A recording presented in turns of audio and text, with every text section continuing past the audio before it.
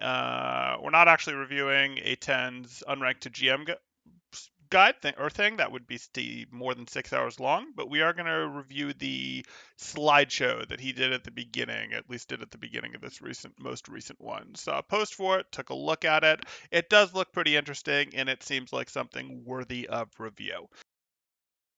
So we'll get into it. This is his basic glossary that he starts with. Let's see what he does in terms of defining these terms and whether we think they are sort of a good fundamental framework for people to be working from. If you guys have questions, you can of course throw them up in the chat. That's perfectly fine. Other than that, here we go. I don't know where I want to place these all the time, but here you can look at them.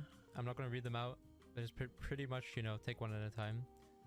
Space, not the player, right? This is literally why can you walk out of your spawn door? Because there's not a Ryan there holding shield, right? So space is like something that is the essence. It's everywhere. It's between us. It's like gravity. It's something very simple to understand, which is good, right? Because it's the like you. It's sort of simple. I mean, it's everything. Like it's sort of simple, but it's kind of complicated because it's not just nothing. Press W and you won't get stopped by something or an enemy because you have space. No, I'm not leaving YouTube. I just am doing this one on Twitch because it's where I was currently set up. I'll be doing stuff on both. Means, right? Probably still more on YouTube. Which means almost certainly more on YouTube. It's something very basic, but also very something complicated. So I agree. It's both basic and complicated. That's what makes a video game good, in my opinion. I would have liked to see. It's hard to go deeper into it than that, so I understand why he didn't. I probably would have liked to not just say it's basic and complicated, then move on. But that's okay. It is everything. Space is literally the stuff. Space is literally, hey, this is what exists. This is the map. We can get into whether space is controlled by your team, by the opposing team, whether it's neutral space that's not really controlled by anyone, threatened by anyone, but that's fine. This is a glossary, this is basics. He doesn't want to go too wild to start, I assume. It's very simple to understand and it has a lot of depth, right? So people often forget about these. The difference between attack and defense. So in summary, right? The person that is at this is really good for main tanks, right? By the way, they're really good for main tanks. But what do you got for us? So in the essence, each team has an objective, either attacking or defending. Same on King of the Hill. If you have site control, you're defending. They're attacking. So there, you as an attacker will use your resources. You will use your shield. You will use your bubble. You will use your matrix. The enemy team will then either try to stop you and then use their resources back to you. And then they have defender's advantage, right?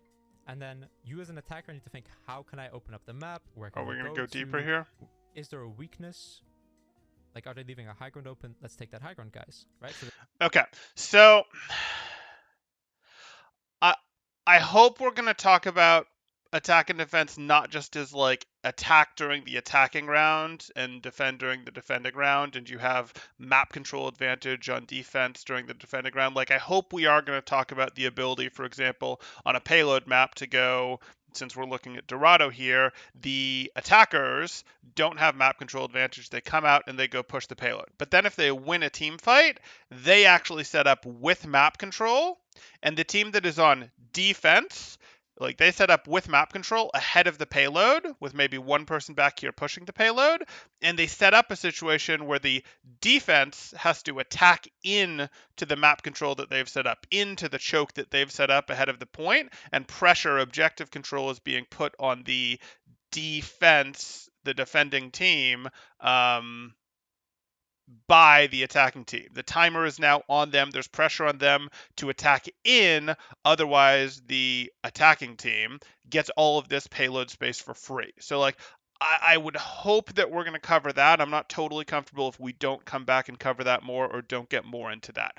I'm also a little dicey on this, like, the attackers spend resources to push up, then the defenders spend resources back. Like, yes, the attackers do tend to have to go, hey, we have to rotate, we have to push up through neutral space, through contested space, and we're more likely to have to spend our Rhine Shield to do that, or Orisa shift to do that, our Sigma shift to do that, our Tracer blinks to go do that thing than the defenders are. Like, they have to push into it because they didn't start with the map there. but it feels a little bit too much like we're getting into attackers go first. Sometimes it gets called turns. Attackers go first, defenders go second. And that's not totally true. Like, attackers do have to rotate into contested space there, but you can absolutely have, again, the defense go, oh, you're doing this, you're doing this, you're doing this. Nope, we're going to go aggressive. You thought you were going to go first, and we're actually going to turn it on its head, and we're going to just bowl you over, run you over type thing. We're going to spend our resources first. Like, if we want to brawl, we're going to spend our we're going to spend our Maywall first, or we're going to go and hit you with the aggressive alpha dive, etc., rather than the counter dive that might more normally be associated with going second, where you go let the opponents dive and then you punish their tanks with your discord, your echo, your focusing beam, whatever type thing. Like, I do want to be clear that it doesn't have to be defenders go second. They don't, and I don't know that that's what A10 is trying to suggest. He's also probably tailoring this towards ladder, and I'm going to give a little more leeway to something that is like, oh, you know, for example, the attackers taking position ahead of the payload and forcing the defenders to attack into them. I'd give a little more leeway if he doesn't go there because he's talking in ladder, but even in higher level ladder, even in moderate level ladder, this will happen. So I hope we're going to come back to these things.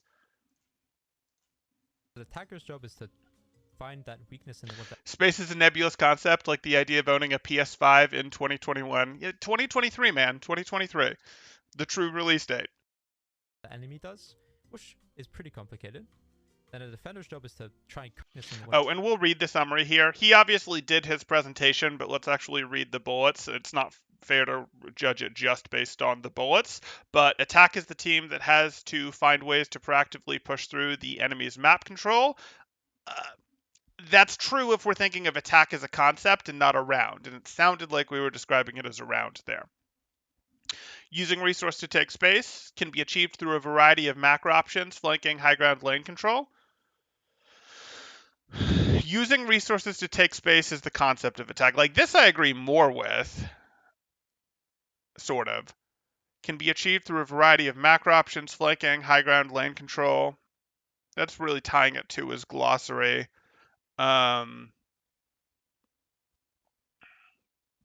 Scouting, pressure. Those are also probably things that belong here, but lane control absolutely helps. Lane control is very much how you take space on the map. High ground matters for attack, sure. It's probably more of a defense concept, clearing high ground, taking control of that lane, flanking, relevant for both. Okay, once obtaining map control, abusing it, avoiding defaulting. And he's going to define defaulting because that's not necessarily a known term here. He's going to define all of these highlighted words, I think. Okay. what the enemy does, which is pretty complicated. Then a defender's job is to try and cover all their weaknesses and play to their composition strength, stop them, match their resources, make sure that they don't get anything for free, put down pressure, and it's that mentality. I am defending, right? That you have to like take in. I am attacking, you have to take in, right? It's not, okay guys, I'm gonna What does that mean? You have to take in the mentality. practice 180 blink melees, 180 pulse bombs this game. It's like, no, that's, listen, you'll get there eventually, but you could definitely, you know, macro, let's just say macro helps you improve much quicker. It does. No, that's right. No, it's absolutely right to go, hey, you want to understand the fundamental concepts, you want to understand the big picture and even moderate picture, macro stuff, before you get into some of the tech stuff, before you get into, hey, you've really got to do this. Like, yes, improving your mechanics, yes, learning some of the techs will help, but most of the techs that people obsess over are not good uses of their time compared to getting the concept of engagement timing down, getting the concept of lane control down, getting the concept of helping someone else's fight rather than looking for your own duel down. Like, okay, definitely with him on that. I would, however, have liked to actually hear a little bit more about defense here because I feel like that got brushed over. So if we read this, defense is the team that is about to absorb the enemy team's pressure as they are limiting the attacker's option to move across the map. Okay. The key component is that they already have map control. Again, if it's a concept, sure. If it's a concept, I'm on board with that. I'm on board with the defense line and this. I would like to hear it highlighted that it's a concept though, and not a round. And I think he did say, hey, it's defense when you have control of King of the Hill, but like, I do want to hear that it's a concept, not a round. Like it's more that it's a thing when you have control of the objective, not control of the objective in King of the Hill. Like when you have control of the objective, period, you're on defense would really be a better way to think about that. Just like on 2CP, you could go set your defense up ahead of first point while it's capping, and that puts pressure on the opponents to go, do we come back or not? And most of the time the answer is no, they set up for second. But second point, if you go, hey, we're now defending the point that we control as people are trying to come out of Volskaya, I think it's Volskaya in the background here, then yes, that would be appropriate. Your attackers are now defending. They are the ones who are trying to limit the attacker's options, the who are on the defensive round, their options for coming out of spawn, their options for getting back to the point, all that stuff. Planning around the enemy's potential engages in strategy, matching cooldowns. Like again, if you're trying to absorb it, that's true, but you don't have to absorb it. You can absolutely ambush an enemy that's going through. You can on defense, for example, set up your own kill box and be like, they're going to walk through this choke, and we're not going to absorb it at all. We're not going to let them touch us at all because we're just going to have hard cover. And then when they walk through, we're going to hard punish, etc. on this choke that we've set up, on this that we've set up. If this isn't matching cooldowns, you're going first here. So I don't love this. More true on ladder than an organized play, but I don't love this. I think this is going to get better though. And this hasn't been bad. I just think this is going to get a little better. You could definitely, you know. Oh, he does include that. Choosing where fights occur, kill boxes, L shapes, and chokes. Okay. I'd have liked a little bit more elaboration on this though, because this doesn't really fit with how these were framed. Okay. Okay. No, that's. Listen, you'll get there eventually, but you could definitely, you know, macro. Let's just say macro.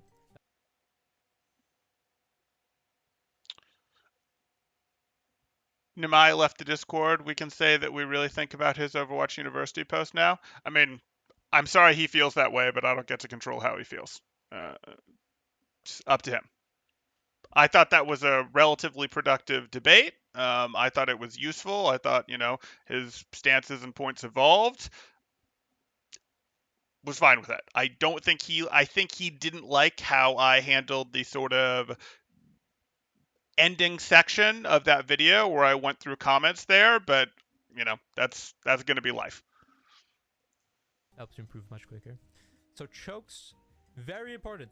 Chat, 99% of you know what it is, but for people that don't know, a choke is like a tight area on a map that people will want to walk through, but they're very difficult because it's like there's not much space to go, so everybody can shoot at it, right? Like if these are examples of chokes, people can very easily put a little focus fire. Think of it like a sink, right? And you plug the sink, the water can be spread out. Crunching into Twitch, we're trying Keyburb. I looked at his Reddit history. It wasn't his first post in a row that got negative feedback. He did another comment about smurfing in bronze on a new account. I mean, whatever. Like, I don't need to attack it. He can be him. It's fine. He'll do what he'll do. Temporal missed me trying to hit I'm Crunch. I mean, I sort of got that. I thought that was the most likely. I just wasn't willing to put that out there. But hey, Crunch. Everywhere through the sink, but then if it has to go through, you take the plug out, it becomes centralized through one space. Why is that Legion picture wrong? It's not wrong. Anyway, so yeah, we're live, Gamebuster. Right, that's what you want to think. You gotta look at it like enemy can do whatever they want right behind the choke, but they have to like funnel through it eventually. Okay. That's just... Okay. I don't really have anything to say about his take on chokes there. That is correct. I'm good. Sounds good. Space that you want to control. They're super, super powerful. Don't go through them. And generally, I'm expecting that this is going to be pretty good, guys. This is going to be higher quality than, say, the Your Overwatch thing that we reviewed. This is A10. A10 was our hit scan in an era that you didn't actually have hit scans on phase 2. So we've worked together before. I like A10, so I hope that this is going to be good quality. I didn't love the attack and defense there, but choke, we're good with chokes. Line of sight, right? Very FPS fundamental. Now, this is pretty much something where, like, if you stand somewhere, where are you exposing yourself to? Which is kind of like basic, but also advanced, because how good are you at tracking all the enemy's positions? When you disengage from somewhere, are you walking across open line of sights? Are you playing around corners? Are you playing around natural cover? Right? And natural Are cover we going is to go like back? Mother Nature's shield. Cover, right? Open line Hold of on. sights. Okay. So I was hoping we'd cover this a little bit more, but he transitioned to the next one. That's fine. Okay. So line of sight is what a player can see. This is used for safety, information, and shooting. Sure. Being able to use line of sight to your advantage is heavily influenced on being able to visualize everyone else's line of sight. This is a really good concept. This is a really good concept. I like this, and it looks like he's sort of illustrated, he's illustrated line of sight here. I like this part of the slide. This is probably not covered enough. Like line of sight, your line of sight matters, but also being able to think about what other people's line of sights are and how your cover changes other people's line of sights. Understanding this gives control and minimizes deaths, sure.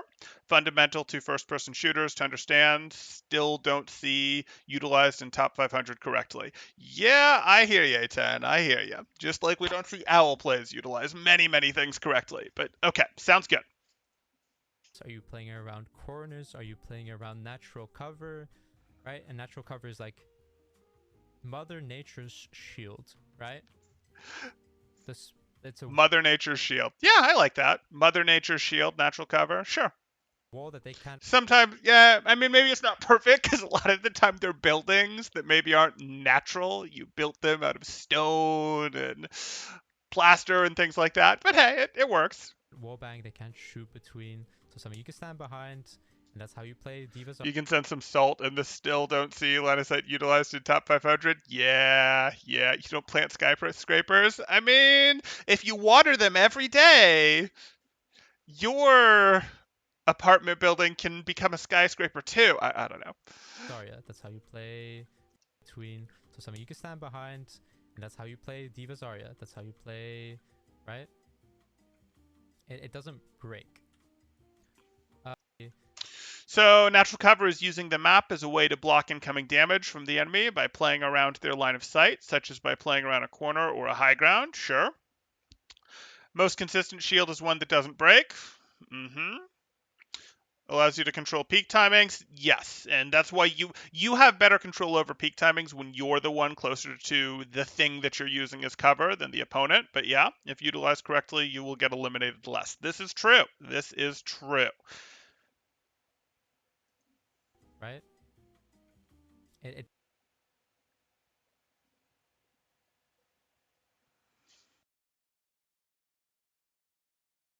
Peak timings, not peak timings. I live in the UK. If my house gets watered without my help, yeah. doesn't break.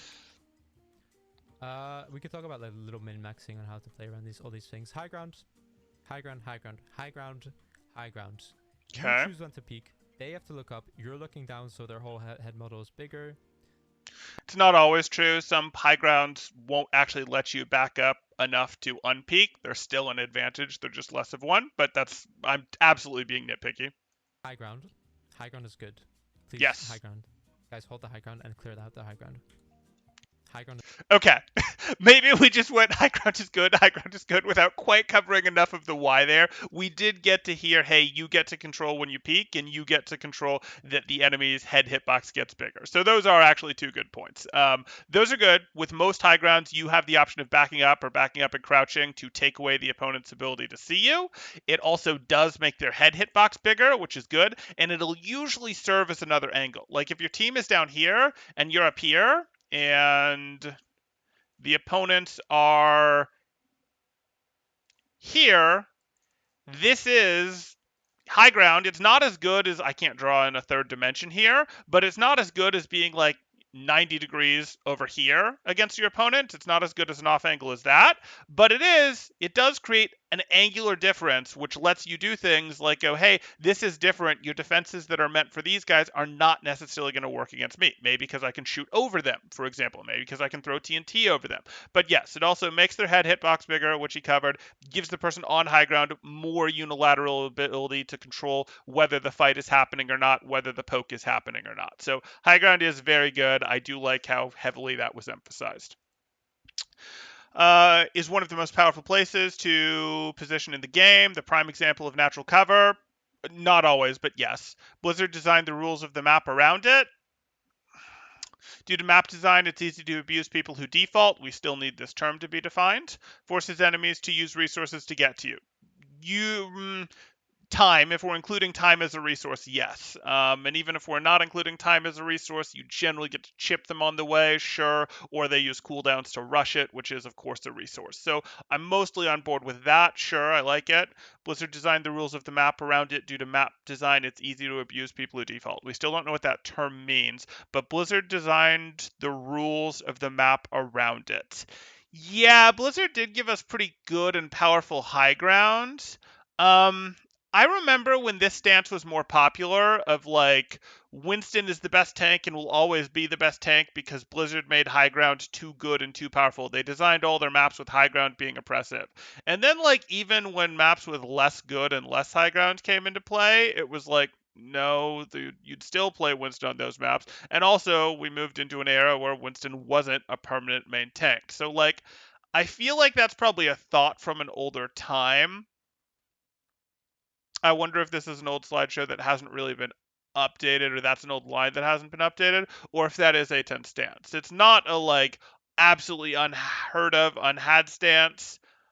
I don't know that I really think like Blizzard designed the high ground to be powerful. In some cases, they certainly did, sure. But I think what you look at there more has to do with high ground is good unless it's in absolutely terrible spots. And could Blizzard design less high ground in good spots and more in terrible spots? Yeah, they could. There are some high grounds that don't get used because they just don't have very good map influence. They don't have very good influence over important places. There's high ground that gets used more and less often because of that.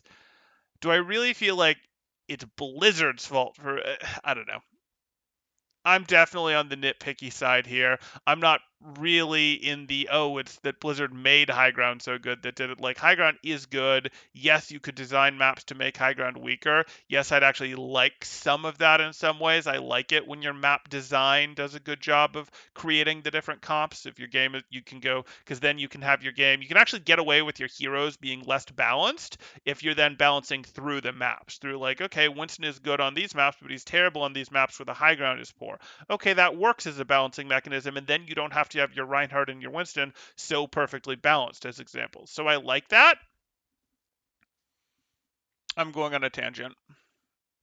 I'm going on a tangent, and it's not helpful enough. Um, it's okay.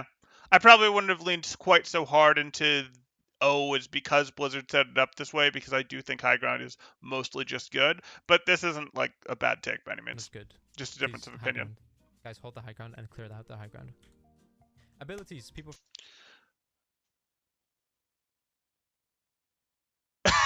Wait temporal, middle crosses ground, top crosses high, bottom crosses the mole hero. Yep, that mole hero. That mole hero.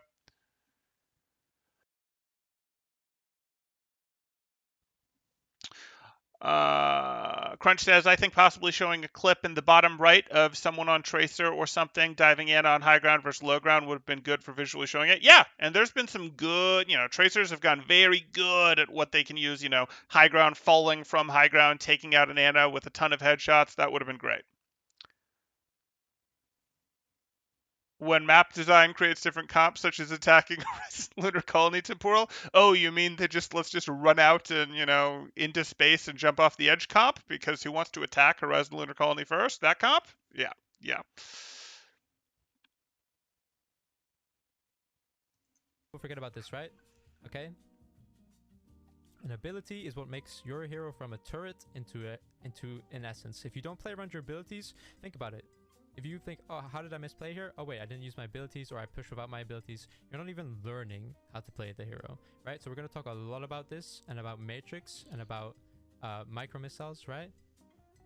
Okay, so he's talking about that because this is preceding an unranked to GM run, and he was generally going to be playing. What's he doing for this one? Zarya. So we just talked a lot about that with Diva there, which maybe isn't right, but he's done them with Diva before. For those that don't know, A10 is mostly known for his off tank and hit scan plays. So you're looking at your Diva, your Zarya, your Kree, some Tracer, that sort of thing. So cooldowns, same thing. Okay, so we didn't really cover um, we didn't really go into depth on abilities here, and now we're going to differentiate them from cooldowns. But abilities are tools in player's arsenal that define the hero's options, controller options, create inconsistencies in learning in that different heroes are different, whereas some of the fundamentals mostly transfer from hero to hero, still a little different for your roles, but mostly transfer from hero to hero, at least that's what I expect is meant. Engage, disengage, support, attack, deny zone, trap, setup. Those are abilities. Resource, ammo. I'm going to want to understand the distinction here. Micro missiles, right? So cooldowns, same thing. If my cooldown is down or their cooldown is down, right, then how do we play around that? So pretty.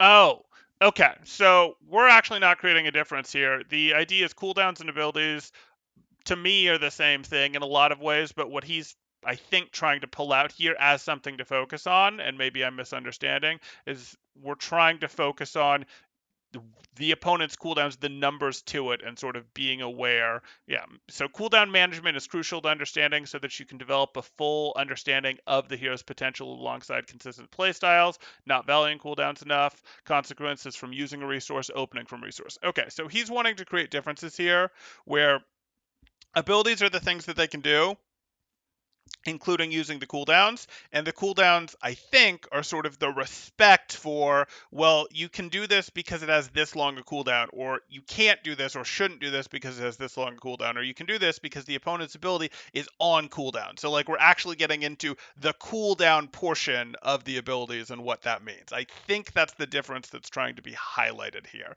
I would have liked that explained a little more thoroughly because I'm not sure that I'm reading this right, but I think that's what we're going for here.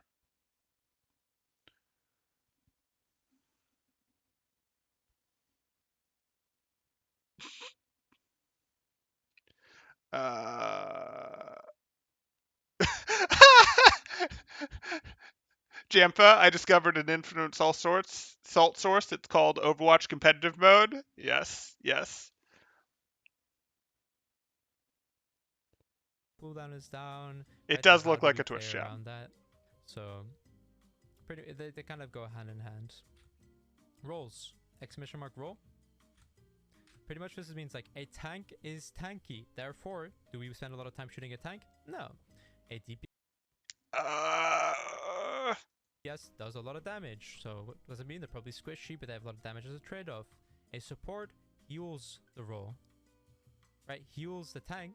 So the tank's going to take really long to kill. don't shoot at tanks because they have a lot of health. Sometimes that's true. Sometimes you shoot at the tank because you can like the tank is also going to be in a more accessible position to shoot at. There's going to be times where you would have to open your angle to let the tanks and the supports and the DPS shoot at you to shoot at the support or the DPS, whereas if you shoot at the tank, you can do so while you have safety. And it also is going to depend on your comp. Like if you're running Junkrat Sim, yeah, we're happy to burn your tanks. We don't want to deal with the precision to get past you to go deal with your Zen. We're happy to burn your Reinhardt. So I know, and he knows that too. Um,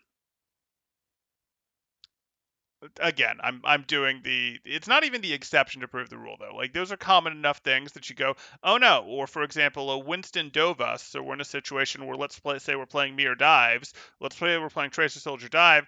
The opposing Winston dives us. We're perfectly happy to melt this Winston rather than to take out their Zen. Like we don't mind taking out their Zen, but we're perfectly happy to take this out because our Discord orb, our Tracer, our Soldier, that's a lot of damage. Like that's something that's perfectly doable. Huh. Because it's tanky and he has a healer. So let's eliminate the healer, and then the tank becomes, dude, a tank. Adam in Charge says, I will gladly spend my last dollar reminding you that legit RC won. He's an owl, and you're in your house having legit RC induced fear. I'm actually not in my house, nor am I having legit RC induced fear, but that's okay. That's okay. No, I'm not in my mom's house either. Uh, okay. Isn't the Scarf a pocket dimension? uh, Without a healer is nothing. All right, attack without a healer is nothing. Defaulting. This is what all of you probably most of you do, unless so this is interesting. We're gonna want to read through this, but let's let him explain it first. you've been here for a while. But it's the idea of like we're turning off our brains. I'm just gonna go walk down this path that everybody else is walking down. I'm following my team because I'm not thinking for myself, right? Mm-hmm. It's very common in lower elos, and actually this is what we're gonna abuse, right? So Okay. So that's interesting. I want to hear how you're going to abuse it. But defaulting is when a person autopilots their positioning, often taking the most common path, meaning they forego using other macro concepts. Sure. Most common in lower elos. The most important factor to consider when improving macro. Avoiding defaulting is how you learn to off angle, abuse high ground, and flank. I'm not sure I agree with that last part. So I think this is an interesting concept. This isn't a word that I'm super used to being used. I don't know if he invented it or if he got it from a coach and it just hasn't widely spread, whatever. But what we see here is defaulting is when a person autopilots their positioning, often taking the most common path, meaning they forego using other macro concepts. So what he's referring here to is, I would sort of call this autopiloting, but I think he's specifically relating it to positioning. Or if he's not, maybe he's going to expand the definition here. But this is you're just sort of playing the game. But he's specifically referring it to your pathing, it looks like. And that's okay. So he's going, hey, other people autopilot the pathing. Other people stand in very predictable spots because that's where they always stand, because that's just sort of where the map naturally leads them down main, that sort of thing. And he can predict that people will be there. And based on being able to predict that they're going to be there, he can create punishes. And that's possible. I mean, creating punishes is a fantastic way to climb. I think there's more to autopilot than this, which is maybe why he's using his term defaulting instead of autopilot here. I think there's also more punishment opportunities on punishing people's autopilot than there is just their positioning in terms of, oh, you recognize that this Cree always flashbangs in this situation, etc. But I want to see, I really want more on this concept because it looks like this is an important concept for his unranked to GM here. Avoiding defaulting is how you learn to off angle, abuse high ground, and flank. Like, I think you can learn to. Avoiding default is how you learn to off angle, abuse high ground, and flank. I'm not sure that that's this causes this thing. Like, if you learn to do these things, you won't default as often. If you learn to not default, I guess the definition of learning to not default is go take your off angles, go take your flanks, don't just walk down main. Okay. I think these are equivalent things. So I don't know that learning one causes it, but that's me getting into semantics. Doesn't matter. Okay, I hope we're going to get more on that. And actually, this is what we're going to abuse, right? So let me see if there's a slide for it. We are going to abuse. Fun at him. Fun at him. I don't really see the link because people just don't realize they're positioned poorly. Yeah, people don't realize that they're positioned poorly. Okay, let's get into flanking here. Abuse, right? So let me see if there's a slide for it. We are going to abuse A10's, right? So if the enemy team is Are we not going to talk about flanking? Are we just going to skip past this? Flanking is utilizing alternative pathways to come at a different line of sight to the enemy team, most often behind them, using the map from unexpected approach. Our teammates are taunts. Okay, our teammates are taunts, sure. That's good. We sometimes refer to that as vision baiting. Our teammates are a distraction. We use our teammates. Sure. Splits enemy resources in multiple directions, a way of exerting pressure. Yep, Being in different directions exerts pressure, absolutely. Splits enemy resources, including attention. Utilizes map for an unexpected approach. Somehow they're still not expecting it. Sure. Okay. Makes sense, right? So if the enemy team is defaulting, I can assume that they're going to be playing in a certain position, which means where are they leaving open on the map, right? And when they leave a certain space open on the map, then let's punish that. And then lower elos, it's really kind of obvious, at least for me. And you can look at all like the low ranks of my ranked GMs, and you can see me. Elark says, I think it's important for him to mention how to avoid defaulting rather than just say avoid defaulting. Yeah, avoid defaulting is good. I hope we're gonna get that. Avoid defaulting isn't enough. I think what helps is that like this, if you learn to avoid defaulting, you will do this flanking off angling thing, or learning to do the flanking off angling is defaulting. Like I'd still like a little bit more there because I feel like that wasn't linked, wasn't explained quite well enough. But that's okay. Maybe we'll get more. We've got 6 hours left, guys. No, we don't have 6 hours left. We have to 19 minutes here, and we're currently at 11. So there's more time to elaborate. Kind of like highlighting how hard people default. We're kind of take the generic path, and right. So fault. Let's try this again. Kind of like highlighting how hard people default. We're kind of take the generic path, and right. So flanking is not like an off angle. Flanking is when you literally go behind somebody and come behind them, and they will have to turn around, split focus, right? It's all about timing. Maybe we'll get into that a little bit. It's not really that relevant for Diva, but it could be, right? If we have to make a play somehow. But these are some little tips that are pretty handy. L shapes. This is for no. Like I split focus angle. I really thought we were gonna cover this a bit more because we're gonna cover game sense. My ranked gems, and you could see me kind of like highlighting how hard people default. We're kind of take the generic path, and right. So flanking is not. No, I wanted us to cover game sense more too. Game sense throws people off as some sort of spidey sense. It is something that we have to actively develop. Priming can cause this illusion of sense, yet it is a tool we use to translate our in-game sense to micro. Okay, I really wish this was explained better because this is important. This is probably the best piece on here. Sure. So when you're anything can happen. If this is the line of anything, anything can happen. But when you're like, oh, wait, you think about it and you go, wait, they have grav. We'll use Diva as an example. A10 plays Diva, sure. So anything can happen. Oh, great, shoot, it's going to be hard. I just have to react. This would all be reaction time, and this would be very hard. Like, if you have to eat a grav in the world of anything can happen, and you're not thinking about grav, and you're just going to try to be like, I'm just fully going to eat grav, or blizzard, or storm arrow, or go dive a Zen that's discorded, or go dive a Genji that's been purpled, or go take high ground. I'm just going to do all of this stuff off of reaction.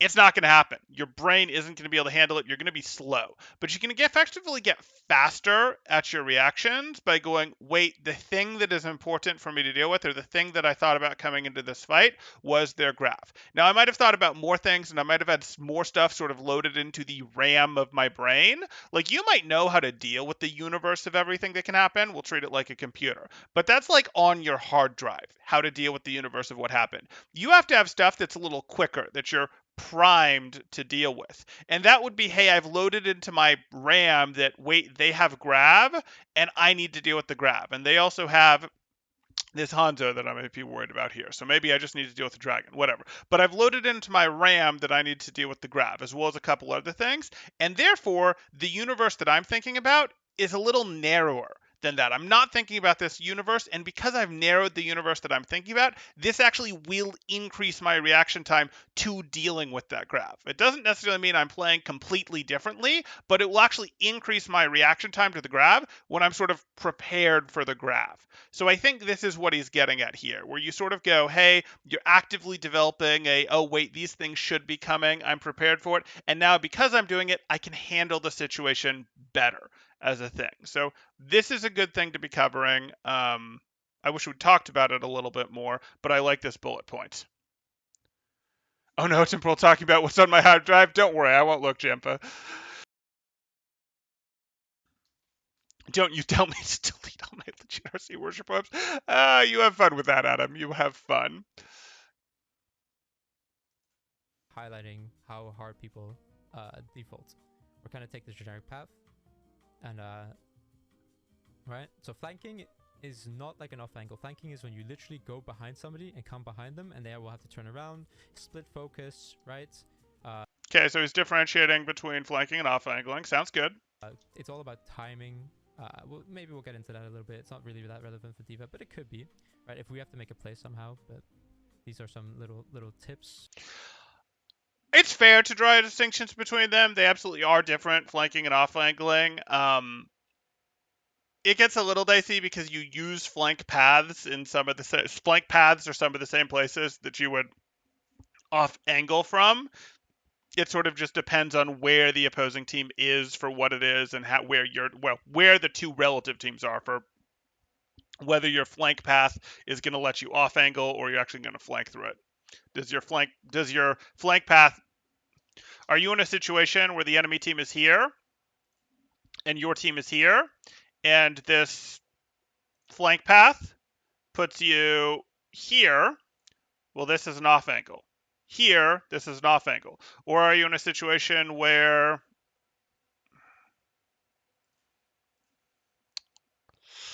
the enemy team is here, your team is here, and this same path, now puts you on a flank? This was the same path. The enemy and your team are just in a different situation. And different heroes can use these at different times based on the positioning of the things. But okay. That are pretty handy. Make a play.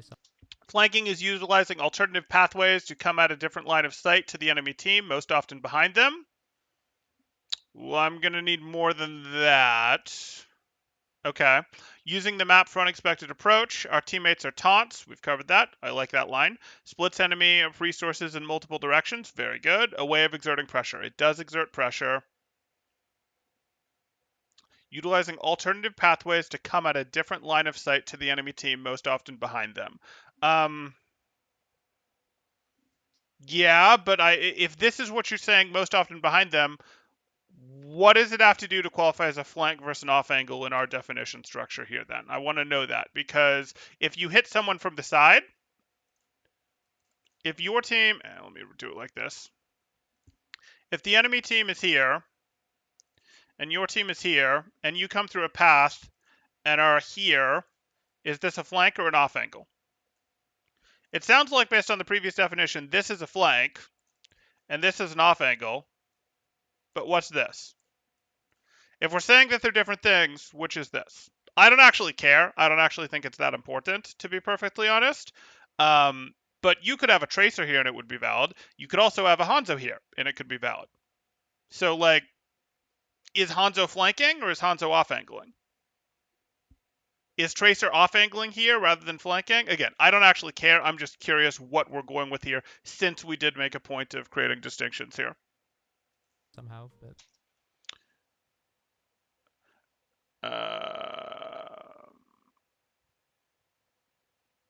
Uh-oh. Uh-oh. We'll work on it, Adam. Make donations, $1 text-to-speech, and I will make this chat rain. I can't yet. I can't until we hit affiliate there, which we need a couple more days of streaming to do.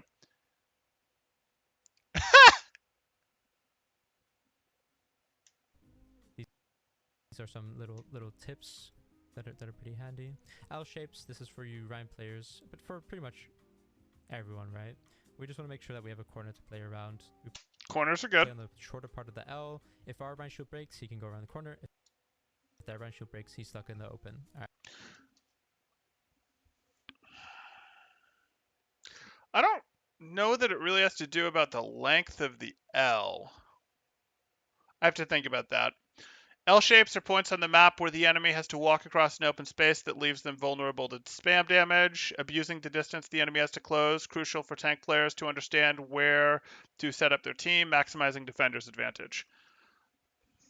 Does this have to be an L? Like, we want a corner, And if this is just his way of doing the corner concept, that's fine. But I'm not sure I care whether. I mean, this isn't longer than this. This is an illusion. Oh, it's an L because he's tight on the corner. It's an L because it's the distance to the Reinhardt. It's not the actual distance of the corner. So this is just his way of doing corner. That's fine. Where he's going, hey, the L distance is actually this. It shouldn't be this. This shouldn't be here on his L design. And the other half of the L distance is this, which is how far the Reinhardt has to walk to engage, which is appropriate. Is you're holding the corner, so their Rein gets spammed on the way in, whereas your Rein is unspammable. I was thinking there was something here that was trying to be gotten into of like the distance of this has to be less than this. Um, that's only sort of true. And the truth is, even if the other Rein is right here and your Rein is right here, this still is. Let me swap to blue. This still is an advantage for the blue team because it's the red team who has to rotate the card in, who has to push around it, whereas blue Rhine can swing into this, even if we're in a situation where blue Rhine is swinging into this, red Rhine is swinging into this, blue Rhine's backline is going to have the advantage, even if this is a situation where the distance isn't shorter for one versus the other like this. Like, yes, it's a greater advantage if red has to do this longer rotation. It gives you more poke time. But even if you're both holding the corner like this should create an advantage for blue team's backline, assuming that the objective is over here or whatever and has to be pushed up here. Or the objective is back here and red team needs to get to it. So I don't think I like this all that much. Corners are absolutely important. Corners are absolutely important. I think this is putting a little too much emphasis on. Well, let's listen to it again. Pretty little tips that are pretty handy. L shapes. This is for you Rhyme players, but for pretty much everyone, right?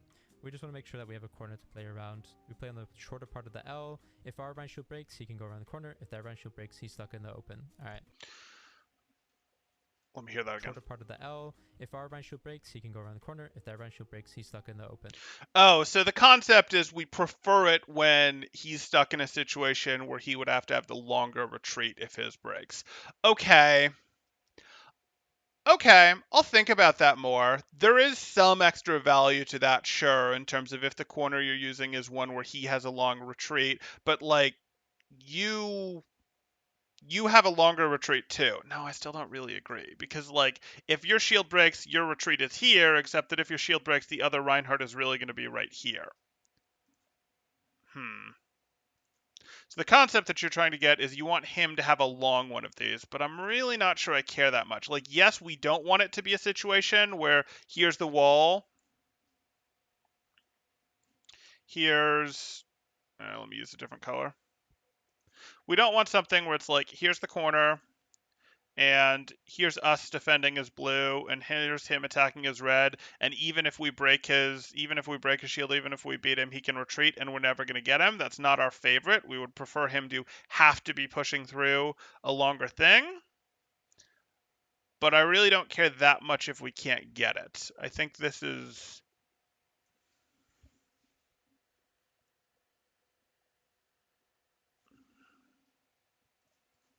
We play on the shorter part of the L. If our Rhyme shield breaks, he can go around the corner. If that Rhyme shield breaks, he's stuck in the open.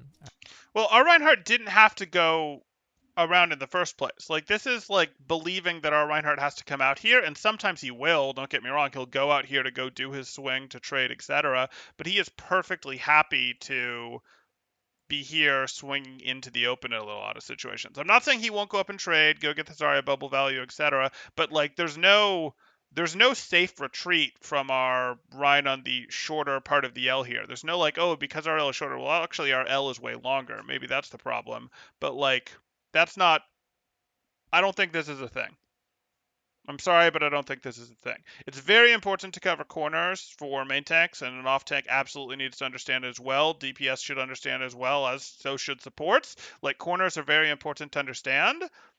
I I'm not seeing the merit to this one, and I'm looking for it, but I'm not seeing the merit to this L thing specifically. I'm not seeing how this is meaningfully different than corners, but I'd like to.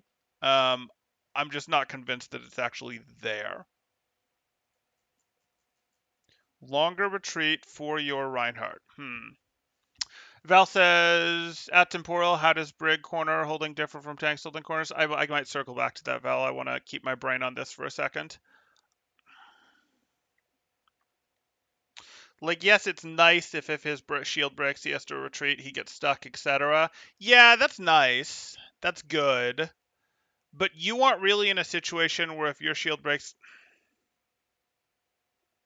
I guess there's something to it. There's something to the concept of you'd like to hold corners where he has a long retreat path where he has to come up and then his rotation out, he's just going to get slaughtered during.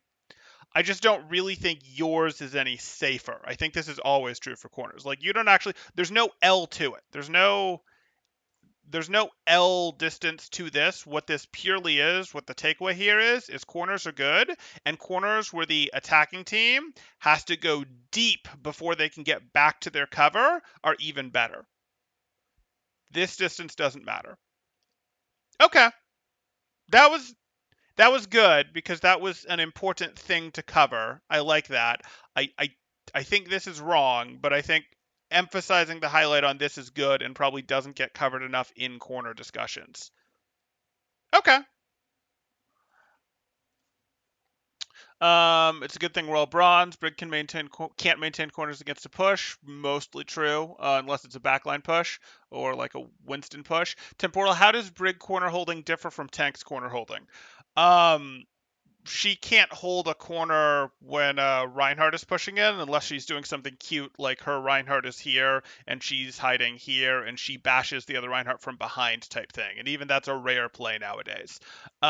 She can't really hold corners when there's a Reinhardt that's coming through. She can hold corners when it's purely backline fights. Like say you're on Gibraltar and like the opponent's I don't know, Zen Lucio or Zen Brig or whatever is trying to rotate into your Brig Zen Zarya or whatever. That would be a double bubble example where they're trying to push their backline into your backline. You can then do some corner holding a similar way to how Ryan would. But really, most of the time when it comes to corner holding as Brig, you're not holding a corner that the enemies are going to push, at least in the front line. You're holding a backline thing. And again, you could be holding against the backline, ready to hold the corner, ready to see around it. Most of the time, Brig's corner holding is much more about vision. She's shielding behind a corner in third person so that she can see more of the map while not exposing herself or her shield to take damage. That's more what her corner play is about in standard. You do get stuff where, again, backlines versus backlines where she can hold it, and therefore she, again, because she can see, can be pre-pepped to bash people. She can be holding a corner. She expects a flanker to come down and can be pre-prepped to bash people, to see them, to be like, nope, I get the jump on you before you can see me. And it's mostly for her. I mean, similar to Ryan, it's for her a lot about saving her shield, saving her resources, and then for her abusing her vision to be able to sort of get the first hit in some of these situations.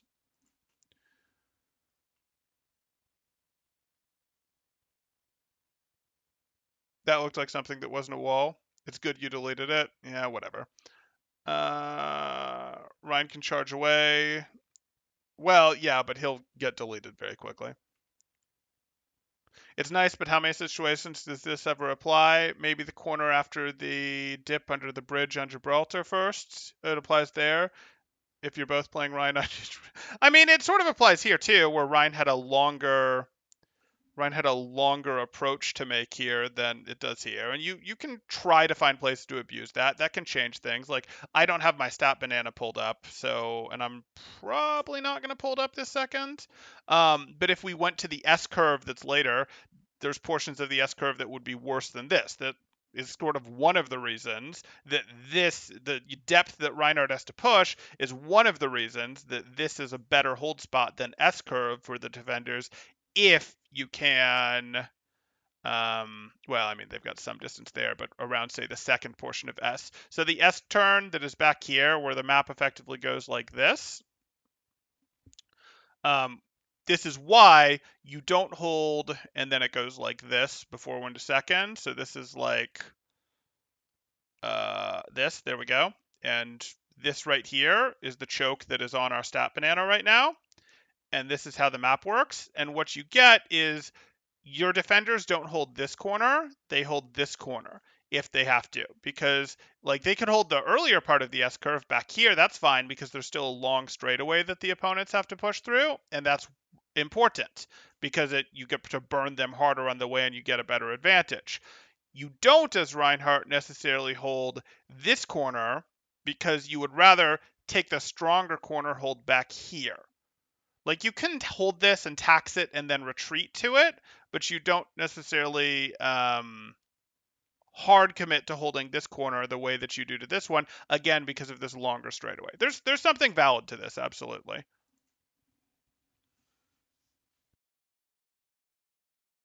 Ryan's best map is Gibraltar. He stands there and rains down.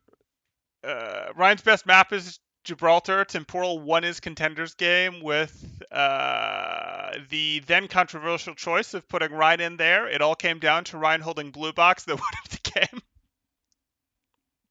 He stood there and rained fire strikes down while being firing platform for his team. That blue box control is just so powerful it wins you the game. Yes, but not like that. I'm doing well, Glover. Thanks. The shorter part of the L. If our Rhine shield breaks, he can go around the corner. If that Rhine shield breaks, he's stuck in the open. All right.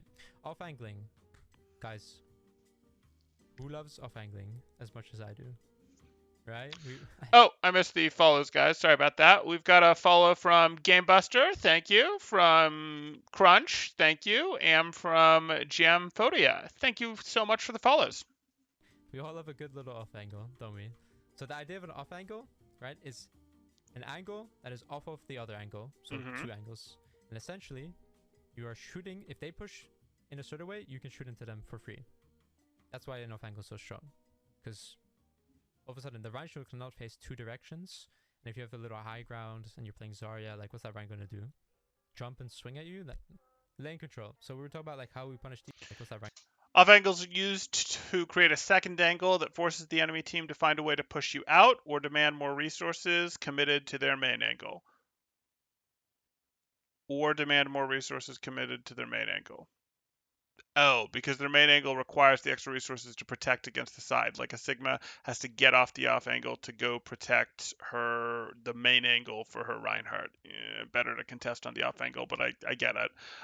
Heavily punishes players who do not deal with you. Yep. Allows access to the back line, faster ult charging, denies them pushing. All of those things are true. Forces them into a lose-lose situation. Experts can even play without the high ground knowing their limits. I mean, yeah, sure.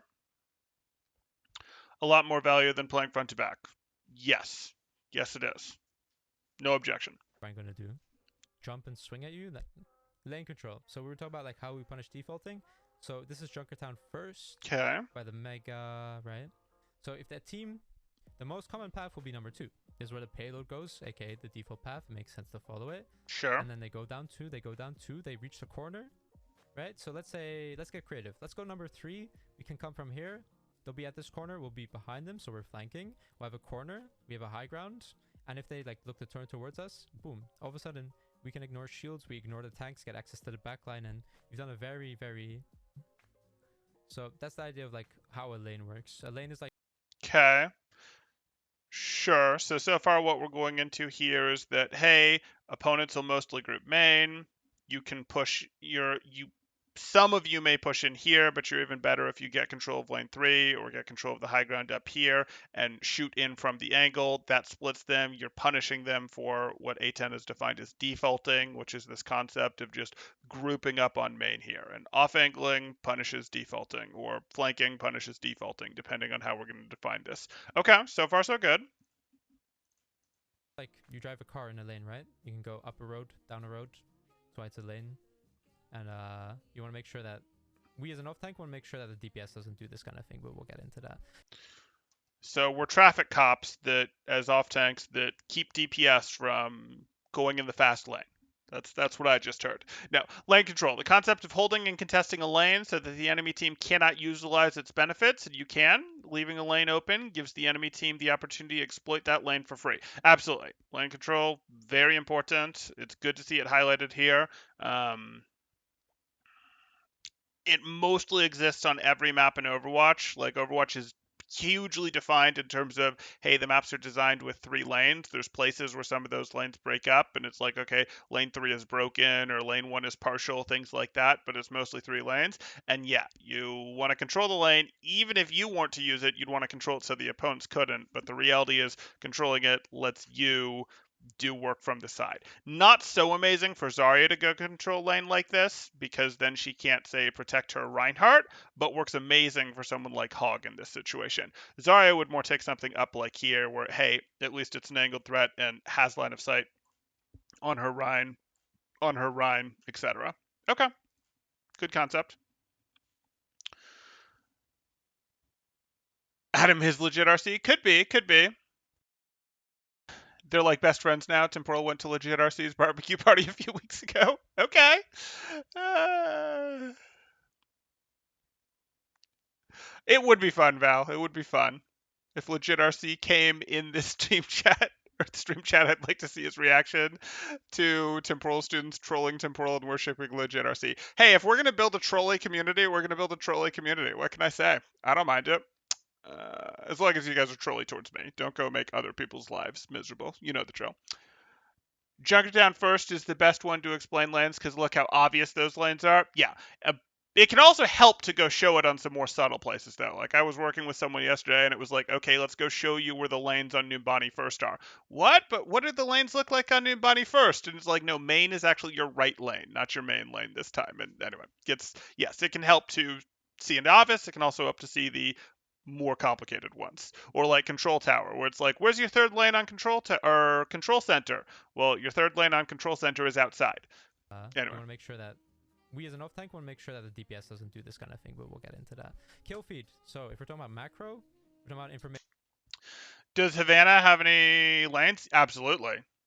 Absolutely, Havana has lanes. I'll pull up Stat Banana after this and go through it. Remind me there, Crunch. Because on all 3 points it does.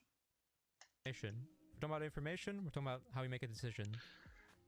You've got a pretty good troll list there, Blah. Yeah, you do. You do. Right? If you're going to a edge of a cliff, you stop walking. This isn't really a concept. This is just an option that exists in the game So that fortunately now is default enabled. Kill feed is something that there are downtimes in fights where you can see, okay, they use this ult, I ate this ult, they killed someone, I lost my Ana, so my chance of winning goes down. They lost their DPS. Oh, this Creed loves. I'm not sure this belonged in the glossary, but that's okay. It's not terrible. It's just the Creed, that means probably the it's not really a concept. Like, it's an option. That would be like elimination being in the glossary in my mind. So I can go. And yeah, so I'd rather have something like pressure Kill in feed here. is really good. Ultimates, we'll get into that. Lots of people go. Ultimates are a macro tool that allows to temporarily change the dynamic of a fight. They are damage-based ultimates. There are damage-based ultimates, amplification or damage increases, defense ultimates, mitigation that mitigate that damage, and controlling ultimates. Demands resources, demands attention. I mean, all of those things are true. Sure. I'd like to know, are macro tools that allow us to temporarily change the dynamics of a fight? I mean, so do cooldowns. Cooldowns allow us to temporarily change the dynamic of a fight. You're standing in a bad place, and your place is no longer bad because we put down an Orisa shield.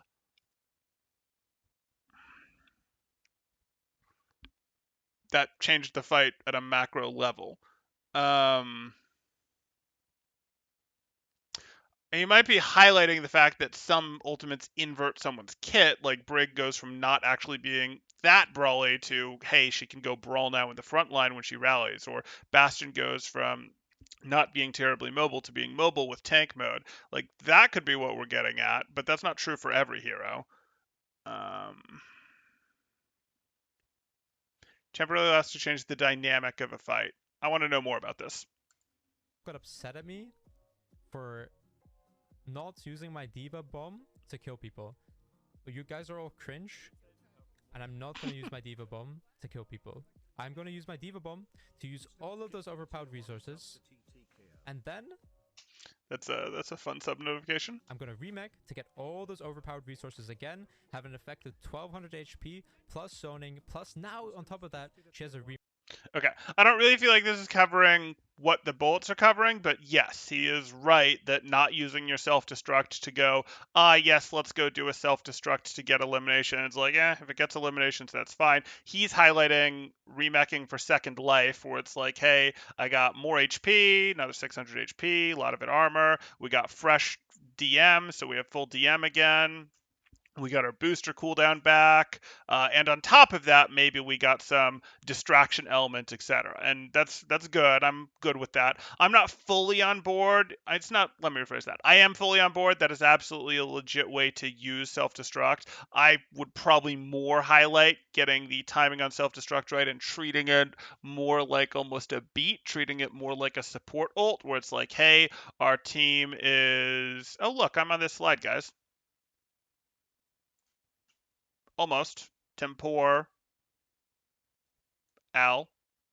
Okay, so I would get more into I find self destruct to generally be its most useful if you're doing part of that box, which is the I want my resources box back checked, and partly checking the box of this is happening while the team is engaged, either early in the engagement, but when the team is actually met, or later in the engagement as like a finisher ult where the team has already spent resources. If it's early in the engagement, it'll get out some cooldowns while your team fights them, and hopefully that allows your team to get eliminations. Whether the self-destruct your team does, you don't care. Or later in the engagement, it'll probably get the eliminations, but it's being used more as a cleanup thing because your team traded their cooldowns for the opponent's cooldowns, and now the opponent doesn't have cooldowns to deal with the self-destruct. Regardless, sort of partially checking both of these boxes, going, hey, my mech is down to 200 HP, I'm out of DM, I have boosters, let me go ahead and use self-destruct now. I like that. Anyway, his way of using self-destruct is perfectly valid. There's about 3 valid ways to use self-destruct, and what he is talking about, I'm sure he does mix and match, but it's sort of a how much of which box are you going to check in terms of limbs, recharging resources, or more like a standard engage timing support ult, not standard engage timing, but more like a support ult where it's like, hey, this is the distraction while we brawl type thing, where this gives us protection while we brawl, makes you run so you're not following up on your blizzard, that sort of thing. Temporal is the best ultimate combo, Nano and Rally. Yes or yes? It's not, but it's pretty darn scary. Remake second ult. So, like I said, there will be situations where, yes, I'm going to throw out a Diva Bomb, but I'll talk about why. In general, guys, the game is not as linear as ult equals kill, alright? Absolutely true. And if you can make it that linear, it's generally worth using the ult, assuming that you're in like a 6v6 thing. But the game is not that linear. Right? This is what I'm trying to teach you. This is why there's all these, right? Parallel pushing, probably see a lot of this as well. The idea is going to be that when your Rhine pushes, you push to the side. It's like dope. Okay, but not like that, right? Like the timing for this one is very specific if that's where Zarya is pushing. Be paying attention to one way, which means they'll not be paying attention to us, right? So I do it a lot on Zarya. I'll probably do it on Diva. I do it on Kree, Tracer. I do it on pretty much everyone because it's like brings It's good on the all of one those. key thing of like using our teammates as taunts into play. Okay, 'Cause so a parallel push is pushing alongside a teammate, creating a sweeping motion to cover more space. Yeah, sure. Core to certain heroes, such as Zarya, because it allows for openings and aggressive play, being able to fall back to your Reinhardt. You have the chance, you have the creative freedom to, we can't see, control a perpendicular line. So it's kind of off angling. It's sort of like it's a more advanced way of talking about off angling. It's combining off angling with timing, where my Reinhardt pushes and I push, and I'm getting to stay aggressive. I'm potentially getting to be more aggressive than I'd get to be if I pushed as Zarya while my Reinhardt was here, because he's also doing this, which means it's more pressure on the team. It's better pressure on the team, which means I'm going to get forced out less fast. He's going to get forced out less fast than if I'd pushed alone. Because it would be perfectly normal for Reinhardt to be here, Zarya to push up, go do damage, get shot at, use bubble, and then retreat back to that shouldn't be there, and then retreat back to, so, Zarya goes up like this, does damage, retreats back to Rein. That would be pretty standard. People would understand that. That's pretty normal Zarya play. This is a little more advanced where you go, my Rein's pushing, I'm pushing at the same time on a different angle. It's not like wildly more advanced, but hey, that's fine. I'm good with this. I don't particularly like using this example that's being used here because while yes, we like to control multiple lanes, the timing window is even more extreme for this particular one. A10 can absolutely do this push, and A10 knows how to do this push when his Reinhardt does this push. But this is hard to use as an example without, because you're really only willing to do this push as Zarya while your Reinhardt does this push if you just used your projected bubble on your Reinhardt. Like if you just used your projected bubble and got value out of it, you're not just like willy-nilly, I bubble my Reinhardt because I'm leaving. It's I just happen to get value out of bubbling my Reinhardt here. Maybe the other Reinhardt pushed him.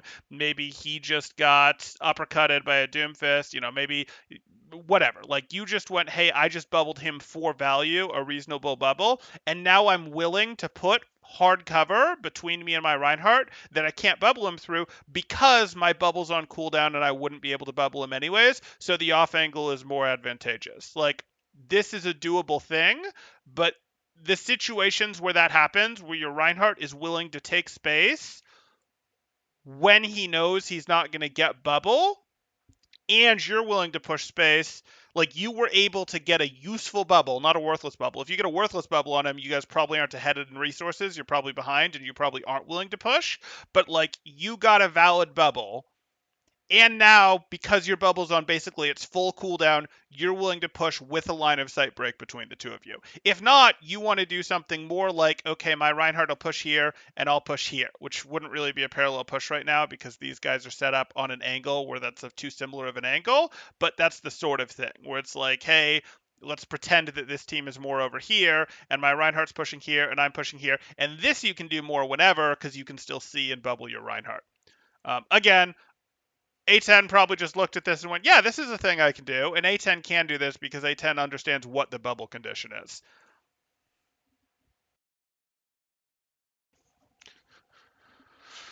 Uh, Temporal is the best ultimate combo? Oh, no. Okay. You guys are adding more to your troll list? Okay.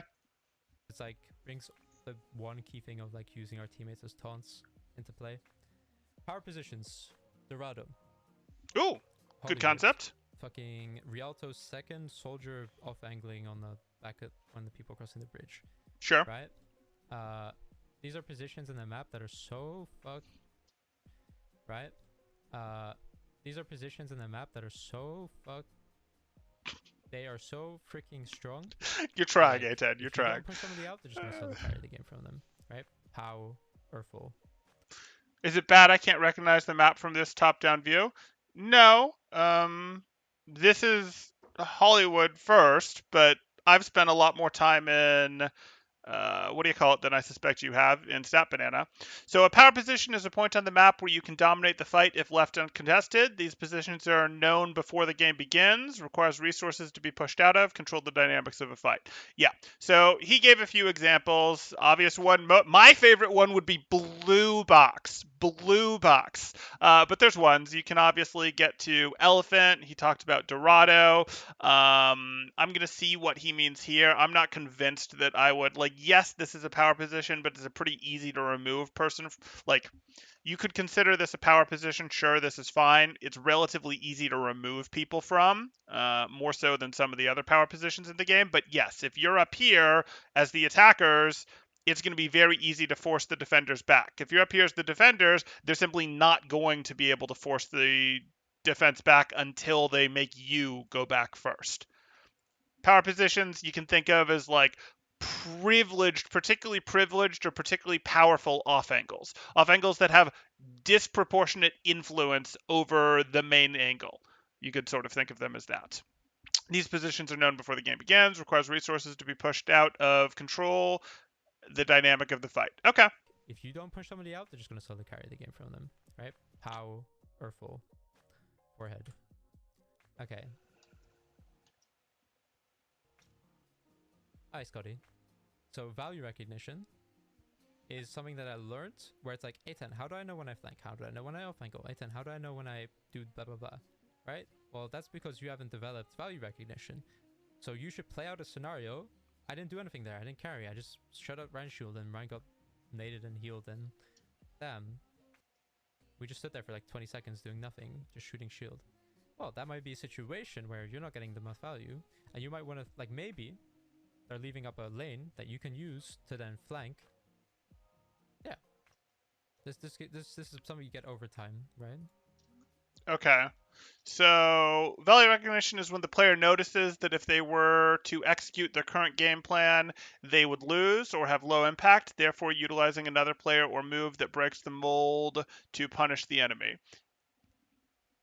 Notices that if they were to execute their current game plan, they would lose. I liked his verbal definition, his verbal description of this a lot more. Like, I think his verbal one was pretty good.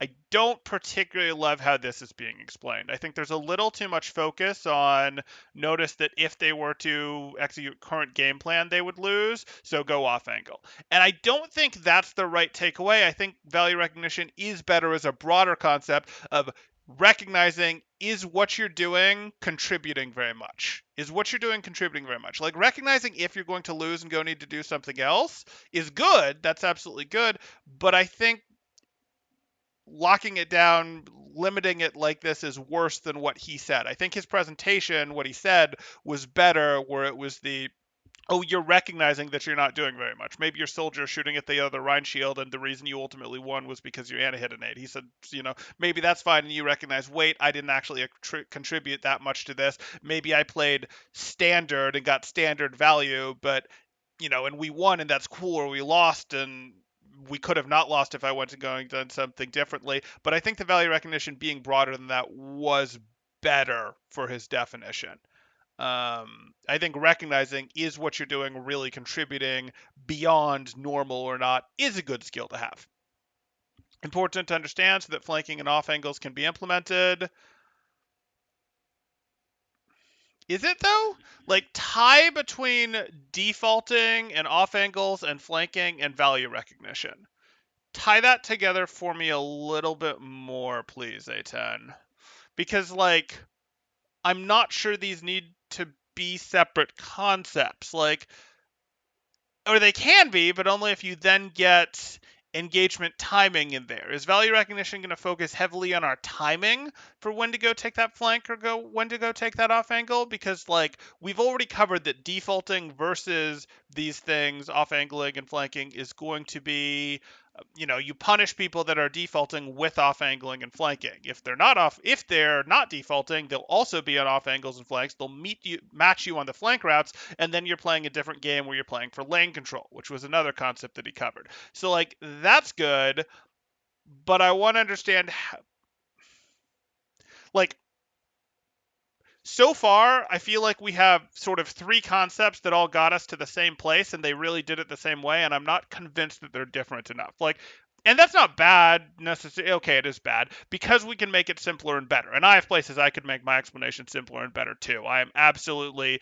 getting to complain about someone else's thing. Well, and this is overall is good, by the way. I'm getting to complain about someone else's thing while not putting my own out there in terms of my own presentation, etc., which is way easier to do to complain about someone else's. But like, if we can simplify this to take off angles, take flanks, and then we can also talk about the timing to get that. That is a terrible hourglass. The timing to get that right. That's, and then maybe talk about lane control too. That's simpler than sort of putting these extra concepts out there, unless these extra concepts are needed to put that out there. And if it's simpler, it's better educational material. Unless the reason it's not simple is because it's covering all of the exceptions.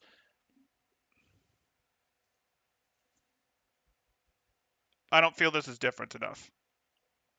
Important to understand so that flanking as off angles can be implemented. Do you have to recognize it, or can you just default to taking the flanks and off angles? Requires foresight of the situation gathered through experience. What takes your level of play to the next level? Like, I don't think you should be defaulting, and I don't think A10 thinks you should be defaulting either. Even when you're playing something like Brawl, you're going to be in a situation where, no, your Brawl is better if your Reinhardt is here, your Kree is over here, and you've taken your multiple lanes. You didn't default everyone down main. And I don't need like a situation to understand, oh, but I don't want to if they do this. Like the only time I don't want to is when Kree is getting crushed by, hey, they matched with their Diva Kree. I don't like that, so my Kree has to fall back, but then I should be winning on a different lane, preferably this lane where I have my Diva and we win on this lane. There's situations where I don't want my guy to get caught alone and overwhelmed, and I need to recognize that that's a possibility, but that's related to scouting. So, like, again, this gets into timing, which is in part based on scouting. I don't. Okay, I feel like we can give less points here to get there, which would make it a little bit better.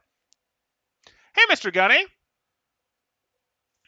No, I'm not suggesting people to default. I'm saying they shouldn't default.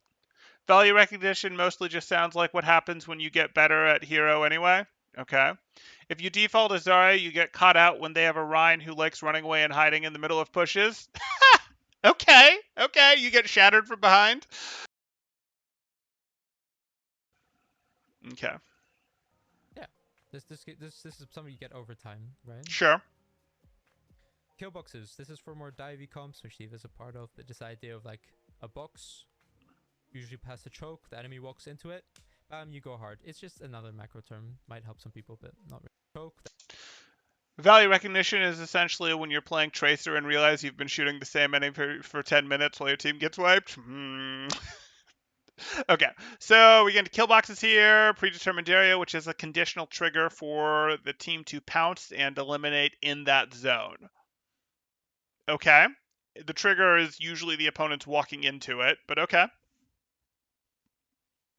Or specific opponents, often set up around enemy areas where the enemy team is at their weakest, dependent on their composition. Yep, gives the highest odds of winning a straight up fight. Positionally speaking, yes. Um, Positionally speaking, yes. I mean, you can manipulate odds in other ways, obviously. Are we better off soft diving them here? Are we better off ignoring this box or using this box, even though, like, you can get situations where, let's say we're talking about a rotation and your strongest dive on them is right as they come through the choke. Maybe this would be a Nuvis, for example, and you dive and go do this, etc. But then you actually back out. You don't go try to get your eliminations at the first choke on Hanamura because, hey, they're too hardened, they're too tough to take down. You soften them up and you leave, but you did get resources out of them, you did get health out of them, you did charge ult. Then they rotate again and they come up across high ground on from attacker's right side into first point, and then you dive them again as they came out of their high ground there, and you go, this is it. And this isn't actually as strong a dive as the dive over here was. So you went and did that a second time, and then you leave, and then when they dropped a point, you dive them a third time. So like this would actually have been the strongest of the boxes, but you might go, no, our best chance to win is actually to do it here after we've been able to dive them multiple times, soften them up, make them make mistakes, or whatever the case may be. But that's okay. I'm being definitely nitpicky.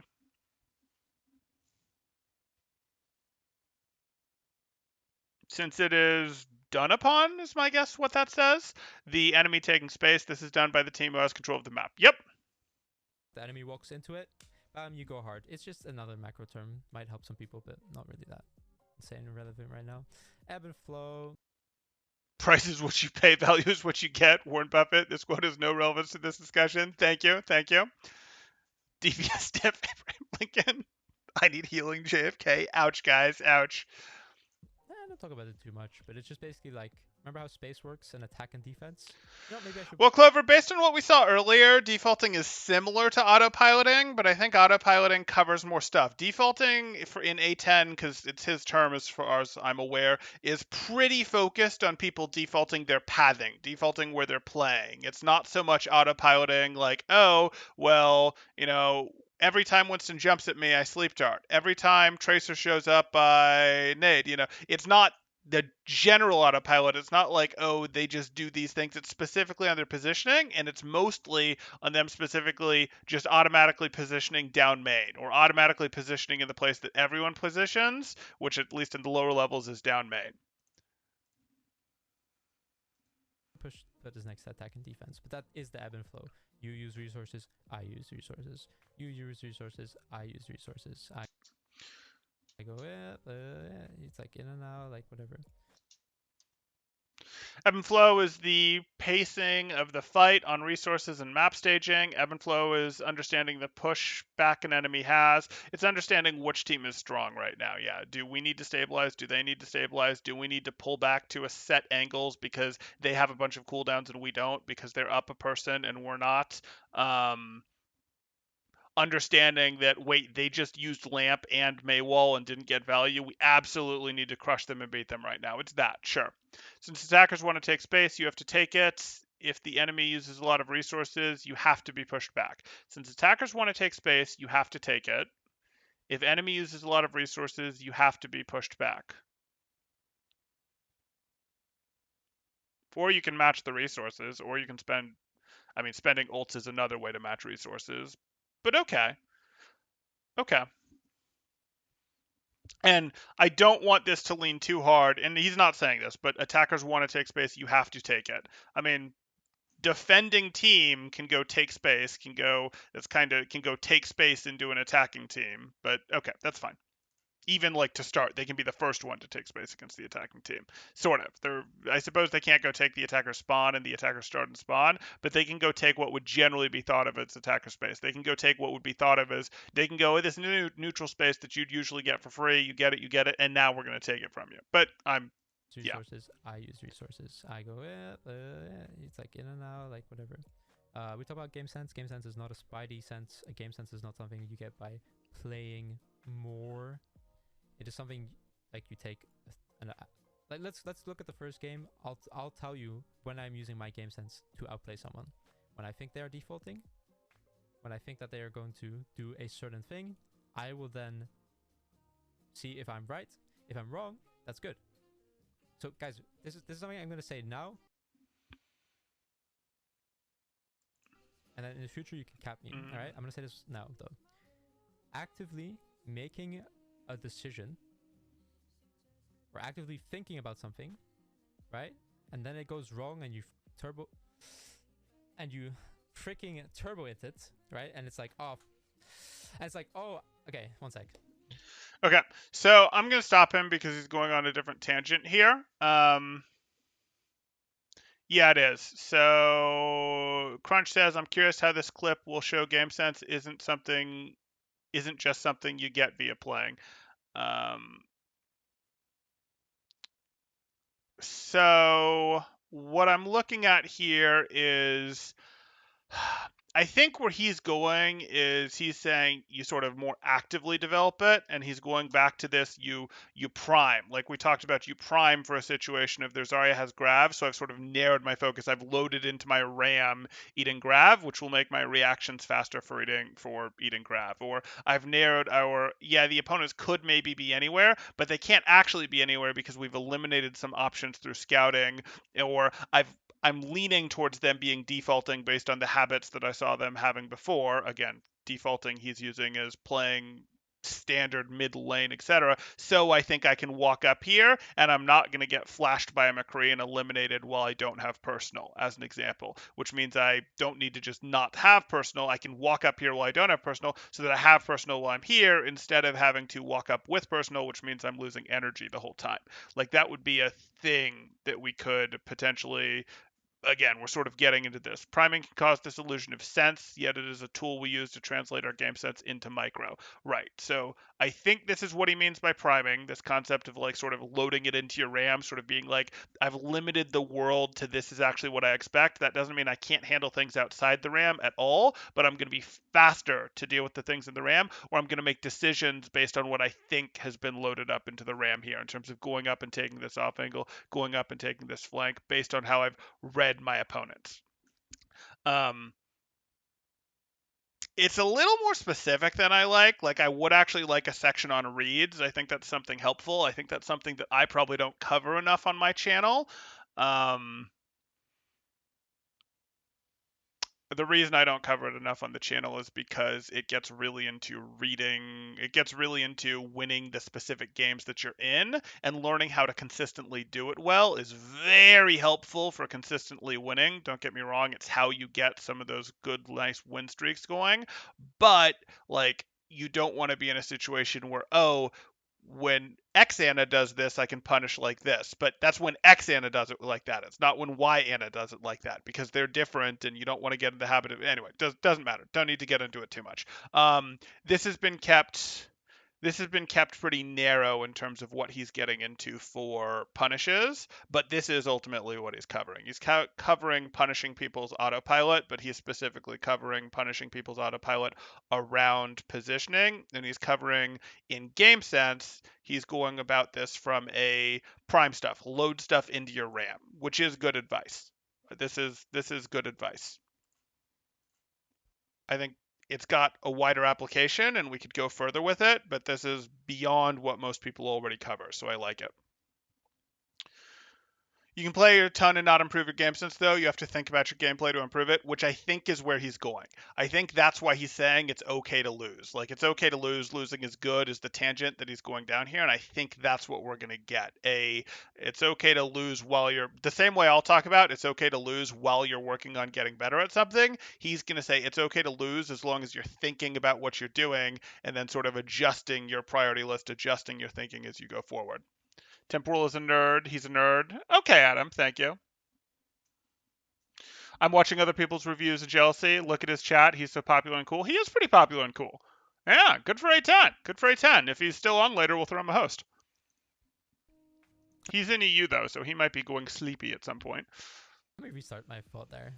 As long as you're making a decision or actively thinking about it, and you eat that grab into a Diva Matrix, or you tried to make a certain play, or you tried to hit the Nano Genji and you missed it, as long as you had a reason for it, as long as you put some effort into that, then it doesn't matter if you messed it up mechanically, because at the end of the day, that's a mechanical mistake, but your game sense was correct.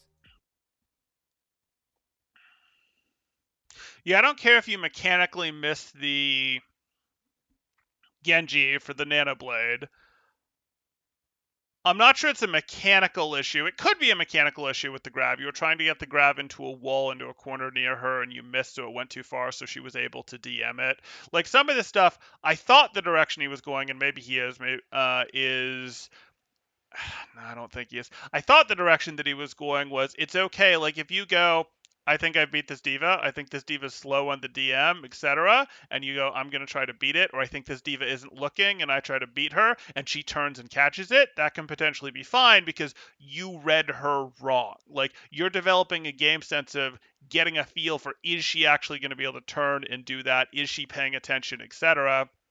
And if you were wrong, that's fine. That's how you calibrate. And it's not wrong to ever throw a grab when there's a possibility of Diva eating it. So, like, no big deal that she ate it, and now you recalibrate, both in general and for that specific Diva.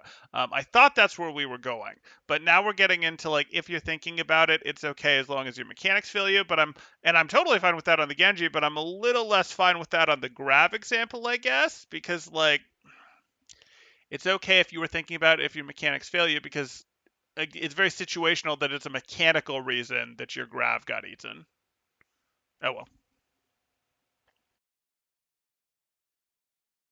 Do you think unranked to GMs are useful? I remember watching ML7's Baptiste one and a ton of games he won just by dueling enemy DPS every fight. I think unranked to GMs have some value. Yes, I think unranked to GMs have some value for the community. I don't love it when people go, hey, we're just going to hard mechanically carry this. I prefer it when people do other things to do it. Like, we've talked about this with Mercy unranked to GMs, for example. Mercy unranked to GMs are much more interesting when the Mercy doesn't pull out the pistol before Masters or whatever. They're much more interesting when the Mercy goes, okay, I'm going to try to get all this micro right. I'm going to try to do this. Similar thing with Lucio's. When the Lucio doesn't just go, I'm going to Reddit this, etc. When the Brig doesn't go, I'm just going to play wrong and abuse the fact that these guys can't aim and play in their backline and take them down like wild, etc. It's more interesting when they try to play a little more standard. Rather than go, hey, you know that your opponent's reactions are slow. You know that your opponent's aim is such that their TTK is too slow compared to your more reliable hits, or your more reliable hits either because you're playing a hero that has lower aim requirements or because your aim is very, very good, etc. So like I think it's more useful when you don't just lean on those things super hard and you instead play it a little more standard. And when you do go beat the enemy, you beat the enemy by setting yourself up to win and not going and doing something silly aggressive. But it can be hard for players to understand when someone has set themselves up well to do something, has given themselves every advantage, and when their mechanics are doing it. Like, oh, ML7 just got a 3K, blah, blah, blah. Well, okay, yes, and his mechanics are better than his opponent, but did he get the 3K because he just outmuscled them, or did he get the 3K because he kind of went lurking, let the opponents walk past him, and then opened behind them? And even if someone at the appropriate level could have expected to get a 2K there 70% of the time. You see what I'm saying? There's a difference. I don't know the one that you're talking about, and I haven't watched any of ML7's unranked to GMs there, so I can't answer that. But like, they can be useful, but they're more useful when people talk through why they're doing stuff, which A10 does do a better job of than most. And when people don't, you can't turn off your mechanics necessarily, but when you don't intentionally go take bad challenges that you know would be bad if the opponents were better, if that makes sense. Like you still play to your fundamentals and go, you can go still make somewhat risky plays, but those risky plays have tilted all of the odds in your favor first. Where it's like, no, you let the enemies walk past and then you open your angle. Or you jumped on the enemy, but you jumped on the enemy after they'd already spent nade, etc.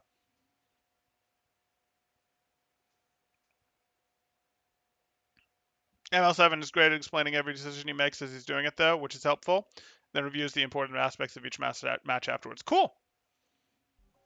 Right? And even if your game sense is wrong, that's still better than somebody who doesn't think about the next play. So making mistakes on purpose or making mistakes is okay, because that's the only way that we can improve this game sense. That's Sure. how we improve our mechanics. That's how we improve our decision making. By making a decision, it's wrong, we get better. Like, that is the essence of improvement. That means we have to play the game. That means But you've now contradicted yourself a little, A10. We're going to poke at it just like Crunch said. I mean, you did just say it's not playing the game, and then you said you do have to play the game. But it's true, they're not the same thing. You have to play the game actively. You have to play the game with a purpose. You have to play the game while trying to think about, wait, what should I be doing right now? Wait, where are the opponents right now? Wait, what ults do they have? Depends what we want to put in the bucket of game sense. But yes. means we have to lose. That means we have to drop a SAR. Right? Because guess what? Yeah. If you don't understand, right? If you haven't integrated at least 10 of these, right? Let's learn one of them at a time. Like, for example, you're playing against me. I understand all 10 of these. I'm going to have more time to think about other things. I've integrated other things. So that's why you're going to lose a SAR, because you're trying to think about one of these things that I've already integrated. And that is one at a time is very good. I totally agree. Very part good. of improving. So don't get demotivated that you lose. Right? Because as long as you're losing while improving, eventually you're going to have all of these integrated. And guess what? You'll be high as SAR. That's how. As long as you don't tilt too hard, and it is very, very hard to not tilt too hard. But the correct solution is what he's saying here, when you're losing a lot. The correct solution is what he's saying here, which is one thing at a time. How it works. It takes time. Except that I think 3 of these are too close to the same thing. It takes losing, right? So go in with the mentality of I'm going to lose. I'm going to lose, right? Or I'm going to accept that I'm not pressing this button to win. I'm not pressing this button to gain a SAR. Mm-hmm. Right? I'm pressing this button to gain knowledge. To learn, yeah. To improve. To gain a garage.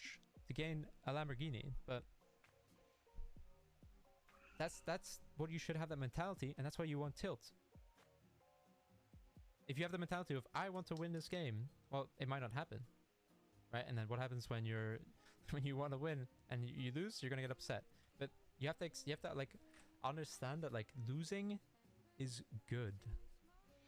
It's not that losing is good. It's that losing is part of the process, and losing isn't short-term bad. Well, Adam is gonna come in here and say, Temporal, all you know how to do is lose. I'm ready for it, Adam. I'm ready for it.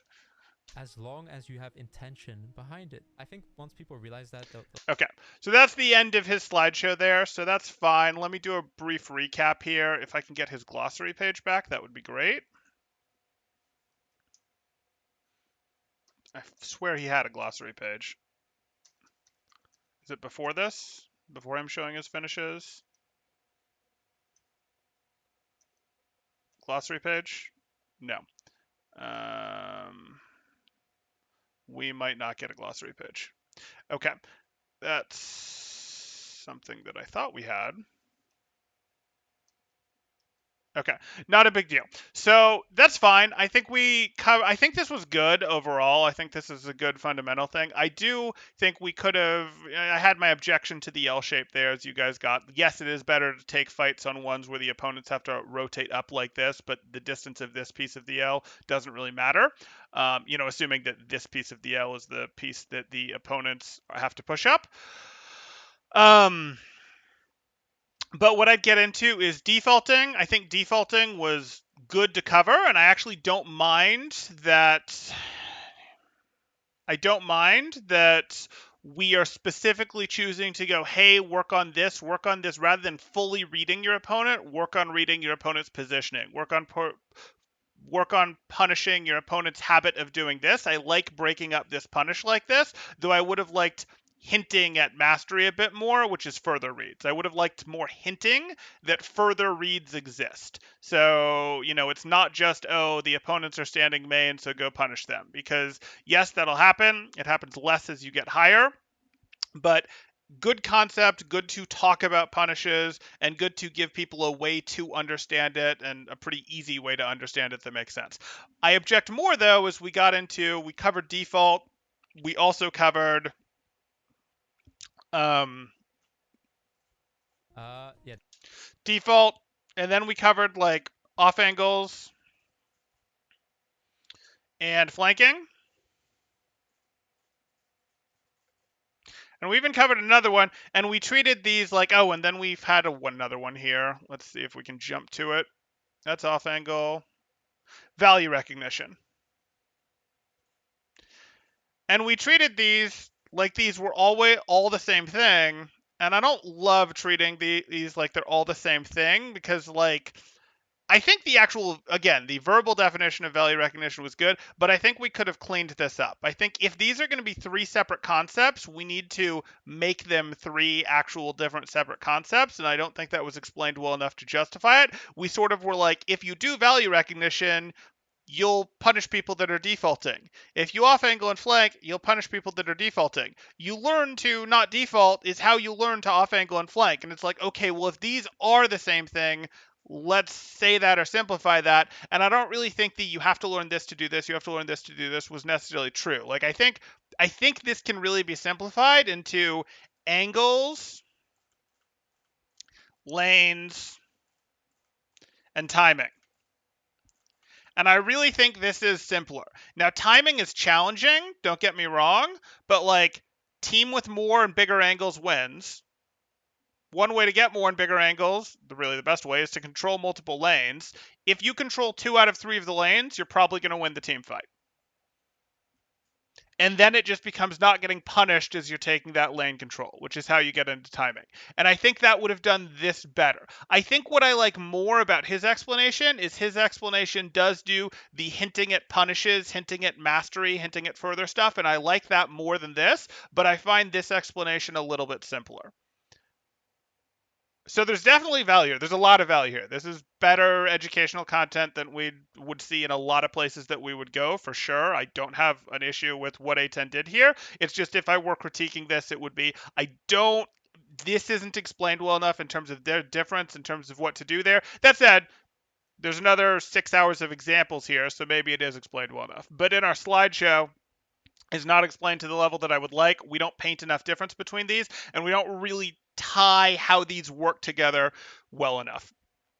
But overall, I like it. I'm glad that we reviewed it. I thought we got to see some interesting stuff here. Got to wrinkle my brain a little bit thinking about that L, even if I didn't completely agree with it in the end. And I think, again, that he's even starting to talk about punishes in something that's meant for a very wide audience is good. And he's giving people maybe not the best treasure map in the world to figure out how to do punishes, but a treasure map to figure out how to start punishing opponents' mistakes rather than just playing their heroes well type thing, rather than just, oh, out aim your opponent, etc. And like this is hinting, again, it's sort of like asterisks This is like beginning to open people's eyes to what actually higher level gameplay looks like on ladder.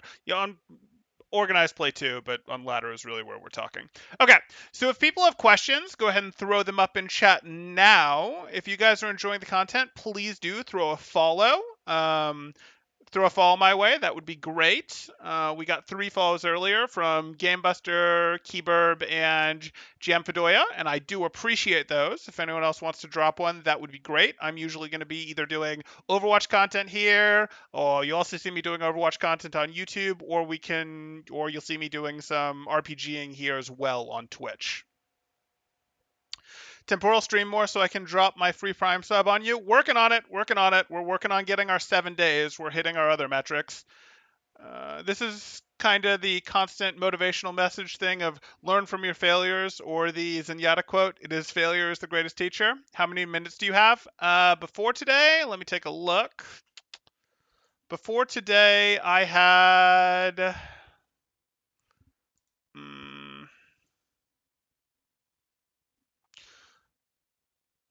I had 8.4 hours, which was what I needed. So we're already good on that. I just need 3 more days now after today.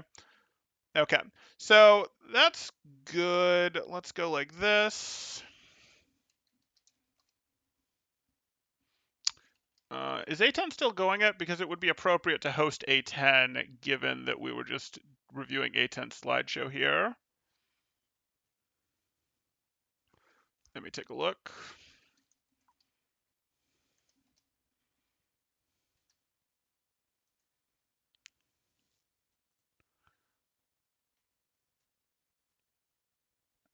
No, no. He finished up just a little bit ago. Unfortunate. Okay. We'll take a quick look. Oh, Hirsch is streaming. That'll be fun. Hirsch is our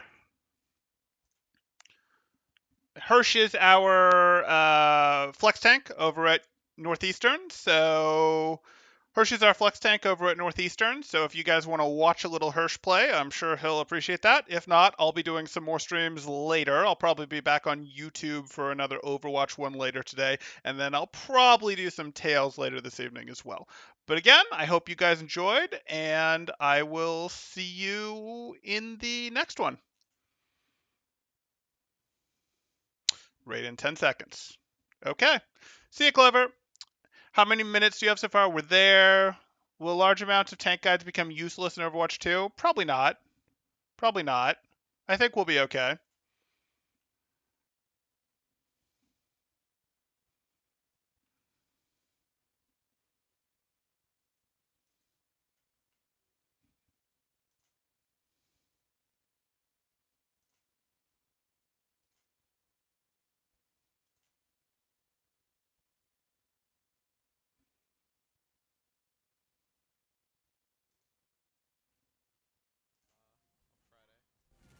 It's Yeah, it's pretty good, especially if a tracer comes in like from behind or something.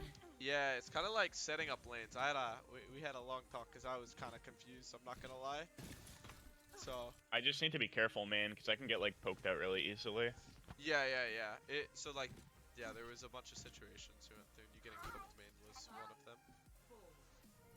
But yeah, if Tracer's poking you, our Tracer should be helping you.